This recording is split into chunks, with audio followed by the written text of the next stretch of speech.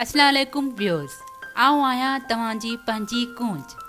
Viewers, असांजे हिन channel Sindh सितारा खे सब्सक्राइब करियो, छो त असां हिन चैनल ते हर रोज़ दिलचस्प वीडियोज़ आणींदा रहंदा आहियूं। असांजी अॼु जी वीडियो में असां तव्हांखे नई सिंधी फिल्म जे बारे में ॿुधाईंदासीं, जंहिंजो नालो आहे मुंहिंजो प्यार पुकारे। हिन फिल्म में रफ़ीकी साणी, जुमन अबड़ो, डॉक्टर नेकबटी, नासिर खान बुनेरी ऐं गुलाम अब्बास अबड़ो लीड कैरेक्टर में नज़र ईंदा।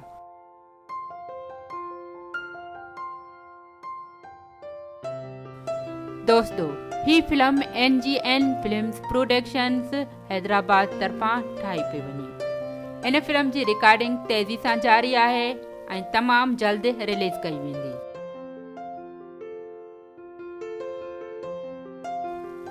फिल्म जी कहाणी मरहूम नादिर बलोच जी लिखियल आहे, जॾहिं त हिन फिल्म जो डायरेक्टर निसार कोलाची आहे ऐं एसोसिएट प्रोड्यूसर दादा हिंगोरो ऐं असलम ब्रोई आहिनि।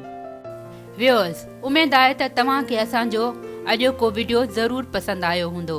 वधीक ख़ूबसूरत ऐं दिलचस्प वीडियोज़ जे लाइ असांजो चैनल ज़रूरु सब्सक्राइब कंदा ऐं घंटीअ जे निशान खे लाज़मी दॿाईंदा, त जीअं असांजे हर नई वीडियो जी ख़बर तव्हांखे नोटिफिकेशन ज़रिए मिली सघे।